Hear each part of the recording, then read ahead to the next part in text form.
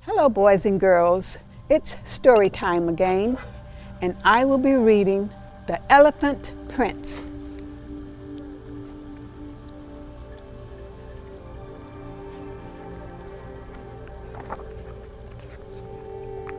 Once upon a time, in the middle of a beautiful kingdom, there was a castle. Now, this castle was very different from any other castle in the world, for it stood atop a tall glass hill. And sometimes at night, when the moon shone just right, it looked almost magical.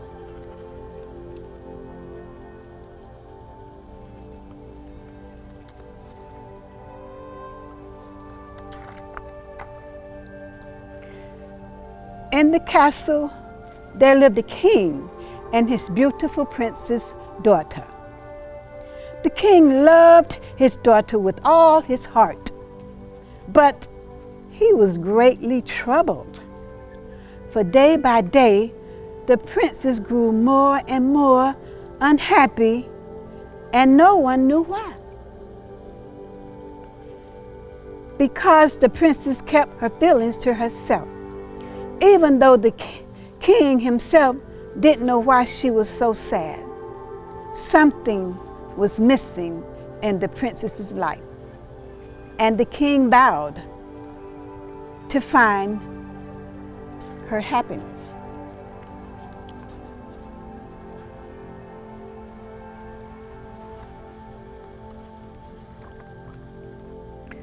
So, one day, the king announced to all the townspeople that he would grant rule of the half of his kingdom and whoever would marry the princess if he could make her happy.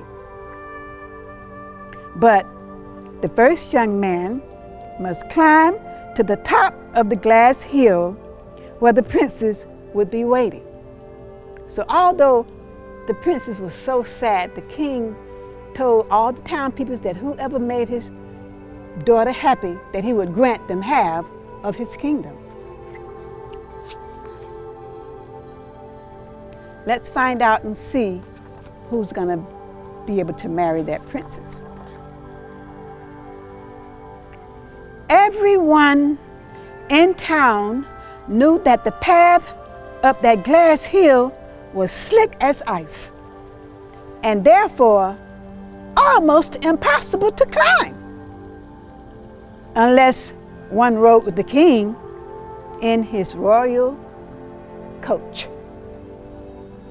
So, when at last the special day came, there were only 3 young men who were bold and brave enough to try.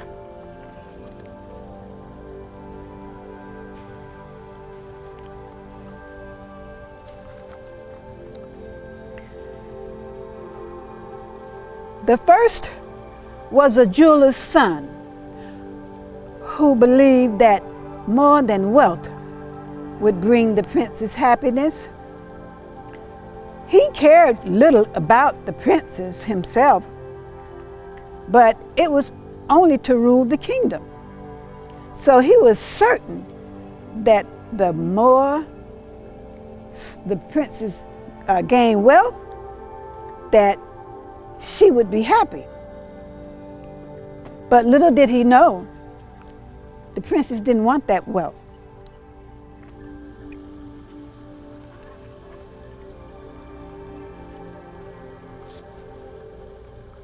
Here he is with all his jewels and his wealth, getting ready to climb to get to the castle. Let's see what's going to happen.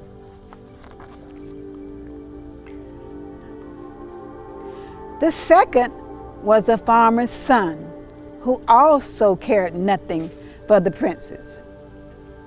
But he had dreams of becoming a brave and mighty knight. He thought that the sight of him in shining armor, and riding up on his magnificent horse up on the hill, would be what the princess wanted.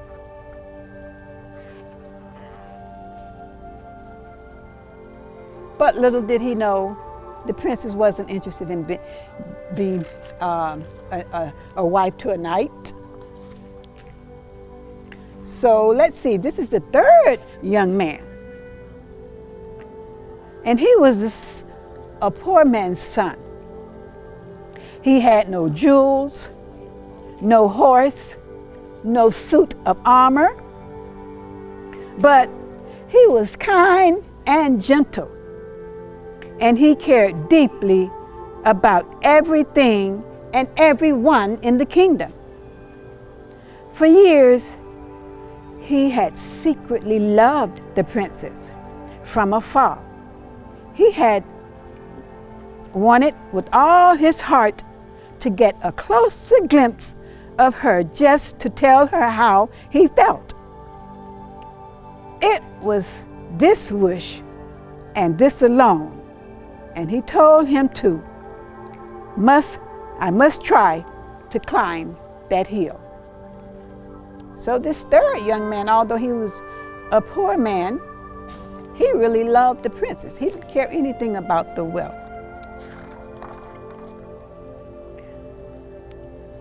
The day arrived, and all three men journeyed through the kingdom and into the village.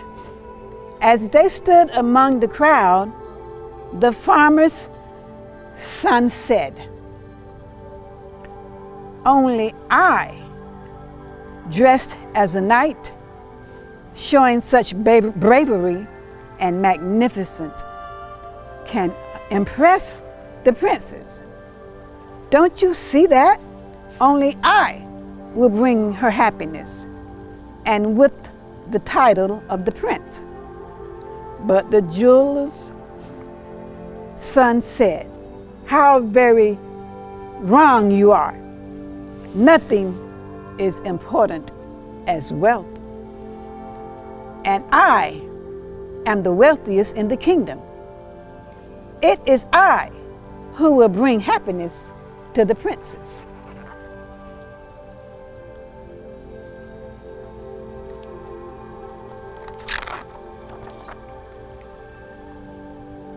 Then they both began to make fun of the poor man's son, but it was obvious to them that he had nothing of value to offer the princess.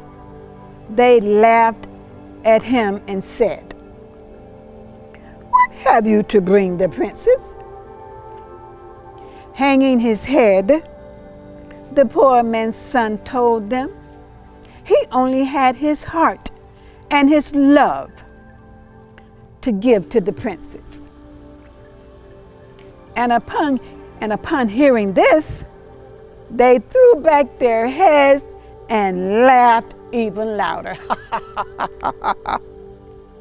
"Love?" they said. "That is all you have? What a fool you are! What has love to do with happiness?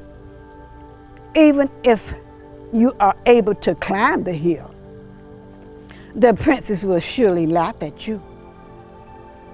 You are a stupid man to even try." Now, do you think that was right for the two wealthiest men to laugh at that poor man? What do you think is going to happen? Let's read on to find out. The poor man's son was hurt by what they had said, but had little time to think about it, because just then the trumpet sounded. It was time for the jeweler's son to begin his climb. Confidently, he began his journey, but halfway up that glass hill, some jewels fell and spilled from his satchel. As he reached to pick them up, he leaned too far, and he and his jewels came tumbling down all the way back down the hill.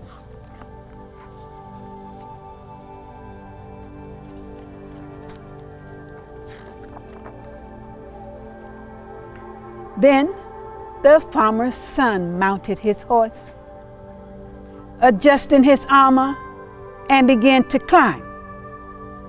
He had just passed the halfway mark when he grew impatient, and he decided his horse was going too slow. And with a mighty kick, he commanded the horse to go faster. But in doing this, the horse lost his footing, and they both slid back down the hill to the bottom.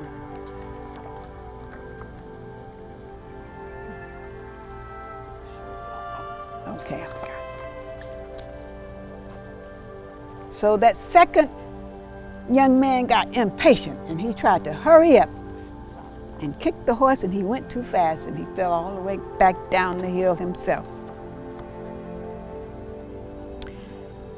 It was time for the poor man's son to make his try. By now, the hill looked steeper than ever. But he gathered his courage and began to climb. So he gathered up courage and he started his climb. What do you think is going to happen to the poor man? Do you think he's going to fall also? Because that hill is very steep and slippery. So when he was halfway up the hill, the poor man's son grew very tired, and he stopped to rest. He thought of the princess and wondered if she would really laugh at him, because all he had to give her was his heart. Maybe the others were right after all. Maybe he shouldn't even try.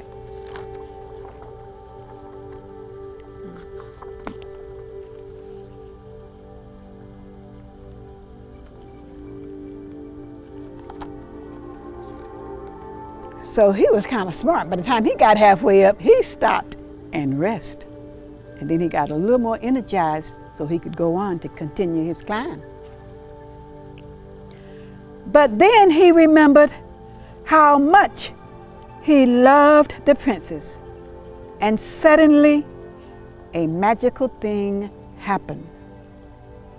Just the thought of her gave him more strength and courage than he had ever imagined he could have. And he took a deep breath and continued to climb until finally he was there. He had reached the top of the hill. Wow, so that little rest and him thinking of that beautiful princess gave him even more courage and strength, and he made it to the top. So let's see what's going to happen. The princess had been watching him all along. Now, when she saw the pure love in his eyes, she realized that she loved him. And all at that moment, she gave him her heart. So all he had to give her was his heart.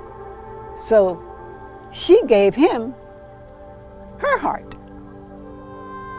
Suddenly, all her sadness disappeared as if it was magic. And when the king saw this, he realized it was true love that had been missing from his daughter's life. And so it was on that day that the king was given a special gift from the prince's daughter. The daughter, and she knew that only true love can bring a heart to true happiness. With a great parade, the king promised the new prince to the kingdom. And the trumpets sounded, telling the town people that it was time to rejoice, for love would rule the kingdom forever.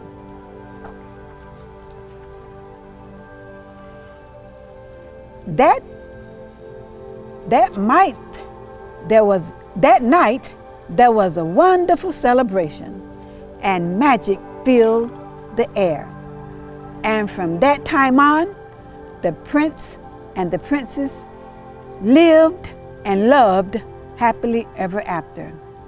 And there, in the castle that stood high on top of the glass hill.